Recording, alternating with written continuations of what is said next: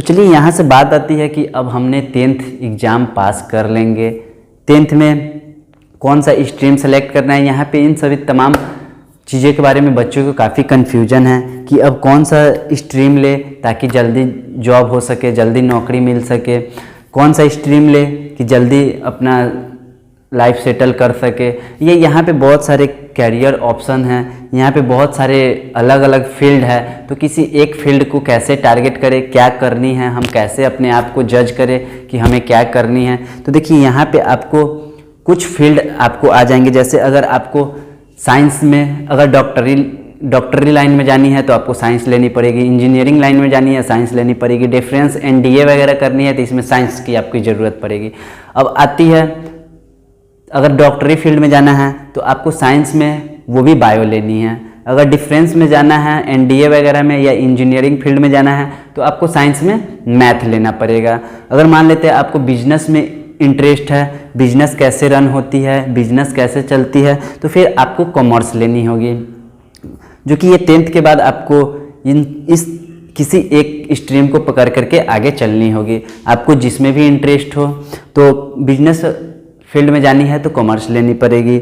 अगर आप civil service की तरफ या आर्ट्स लेना है, कंपैरेटिवली कम पढ़नी है तो आर्ट्स में भी जा सकते हैं। यहाँ पे क्या होता है कि बच्चे का ये मेंटलिटी रहता है कि हमने आर्ट्स ले लेंगे, ये करेंगे, लेकिन यहाँ पे दिक्कत ये हो जाती है कि यहाँ पे आर्ट्स लेने के बाद बहुत सारे बच्चे पढ़ नहीं पाते हैं, क्योंकि उसमें पढ़ना तो बहुत कुछ रहता है। ऐसा नहीं है कि जो साइंस वाले बच्चे हैं साइंस में बहुत कुछ पढ़ते हैं या कॉमर्स में बहुत कुछ पढ़ते हैं, आर्ट्स में नहीं पढ़ना रहता है। उनके कंपेयर में यहाँ भी कम पढ़ना नहीं रहता है, बट यहाँ पे पढ़ते नहीं हैं, ऐसे भी पास कर जाते हैं। वहीं पे साइंस वाले बच्चे पढ़ाई करते हैं, क्लास जाते हैं, कोचिंग करते हैं, कॉमर्स वाले इन सभी करते हैं, लेकिन यहाँ पे आर्ट्स वाले बच्चे का ये मेंटलिटी रहता है। ये ज़रूरी नहीं है, जैसे जिनका टारगेट क्लियर है कि हमको यूपीएससी देना है, बीपीएससी देना है, तो वो यहाँ से भी पढ़ना स्टार्ट करते हैं, यहाँ से भी करते हैं, लेकिन वो पढ़ नहीं पाते हैं। वो 2 साल ऐसे ही वेस्ट कर देते हैं और एग्ज़ाम टाइम पे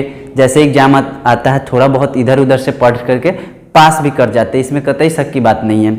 तो 11th 12th में आर्ट्स भी लेते हैं बहुत सारे बच्चे, कॉमर्स भी लेते हैं, साइंस भी लेते हैं, डिपेंड करता है कि आपको क्या करना है। हाँ, और यहाँ पे एक आईटीआई और एक पॉलिटेक्निक भी होता है। इन सभी पे मैंने ऑलरेडी वीडियोज बनाया है, जो कि वो वीडियो नहीं देखे तो iTab पे देख ले कि अगर आईटीआई पॉलिटेक्निक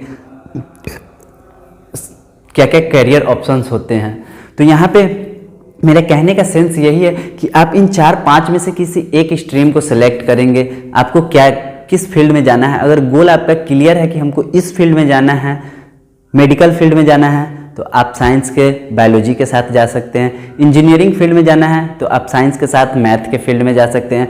आपको एनडीए करना है, डिफरेंस सेक्टर में जाना है, तो आप साइंस के साथ मैथ के साथ जा सकते हैं। आपको बिजनेस करना है तो आप कॉमर्स के साथ जा सकते हैं। आप यूपीएससी बीपीएससी के साथ करना चाहते हैं तो आप बहुत कोई आर्ट्स भी लेते हैं, बहुत कोई साइंस भी लेने के बाद भी फिर से यूपीएससी बीपीएससी की तैयारी करते हैं। वहाँ से अपना जो भी ग्रेजुएशन होता है वहाँ पे जा करके बीए में एडमिशन ले लेते हैं, बीकॉम में बीए या बीएससी करते हैं।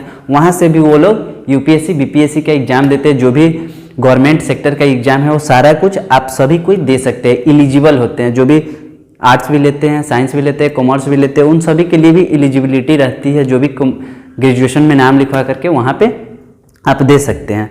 तो यहाँ पे जिनका अगर गोल क्लियर है कि हमें ये करना है, यूपीएससी करना है, बीपीएससी करना है, वो आर्ट्स के भी साथ जा सकते हैं। या साइंस के साथ जाने से ये फ़ायदा होती है कि आप एक मेहनत करने की स्किल डेवलप हो जाएगी। आप साइंस ले रहेंगे 2 साल, यहाँ पे आपको मेहनत करने के स्किल डेवलप हो जाएंगे, कैसे पढ़ना है, तौर तरीका, ये सब सारा कुछ बिल्डअप हो जाता है। बट आर्ट्स के थ्रू क्या होता है कि बच्चे वही मेंटलिटी नहीं पढ़ पाते हैं। वो सोचते तो हैं कि ये करना है, बट वहाँ पे नहीं पढ़ पाते, कंसिस्टेंसी नहीं रह पाते हैं, उसका कोचिंग क्लास भी बहुत कम ही जाते हैं। तो इस वजह से थोड़ा बहुत वहाँ पे लैक हो जाती है। और इधर साइंस के थ्रू क्या होता है कि यहाँ पे बच्चे क्लास भी जाते हैं, रेगुलर वे में क्लास पढ़ते भी है, तो यहाँ पे एक कंसिस्टेंसी बन जाता है कि इतनी घंटे क्लास करनी है, इतनी घंटे पढ़ाई करनी है, इतना होमवर्क है, इन सभी को कंप्लीट करते हैं। इस वजह से इसका एक कंसिस्टेंसी बन जाता है। वही आर्ट्स है तो उसमें कंसिस्टेंसी नहीं बन पाते हैं। तो इस वजह से ज़रूरी नहीं कि आप आर्ट्स से लेकर के यूपीएससी बीपीएससी कर सकते हैं, आप कॉमर्स से लेकर के यूपीएससी बीपीएससी तक जा सकते हैं, या साइंस कर करके वहाँ तक जा सकते हैं, सभी के साथ जा सकते हैं, ऐसा कोई दिक्कत नहीं है। बट आप मेरा ये है कि अगर साइंस लेकर के या आर्ट्स लेकर के या साइंस लेकर के जाते हैं फिर भी पहुँच सकते हैं, अपने जो भी गवर्नमेंट सेक्टर है वहाँ तक भी पहुँच सकते हैं। बट यहाँ साइंस के थ्रू क्या है कि एक कंसिस्टेंसी बन जाती है, पढ़ने का तरीका बन जाता है। तो यही सब बातें थी।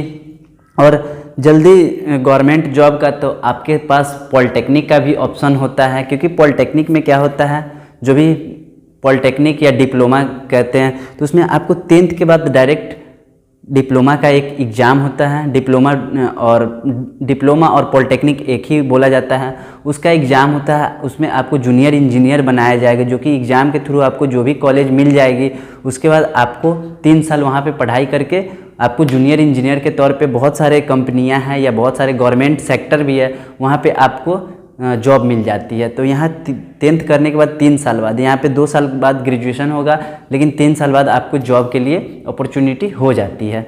तो यही सारी बातें थी। अगर इसमें कोई कुछ भी डाउट हो तो आप लोग कमेंट करके ज़रूर बताइएगा कि आपको कौन सा स्ट्रीम या कोई भी सिलेक्शन लेने में या कोई सा स्ट्रीम लेने में कन्फ्यूजन हो रही हो तो आप कमेंट में मुझे ज़रूर बताइएगा, या व्हाट्सअप नंबर है, इस पर मैसेज ज़रूर कीजिएगा। जो भी आपको डिसीजन लेने में प्रॉब्लम हो रही हो, जो भी आपको माइंड में जो भी कुछ चल रहा हो, तो आप व्हाट्सएप पे मैसेज ज़रूर करेंगे, हम उसको सॉल्व करने की कोशिश करेंगे, आपको राइट वे बताने की कोशिश करेंगे। तो चलिए, आई होप वीडियो अच्छा लगा हो तो प्लीज़ वीडियो को लाइक कर दे और चैनल को सब्सक्राइब कर ले। Thanks for watching this video.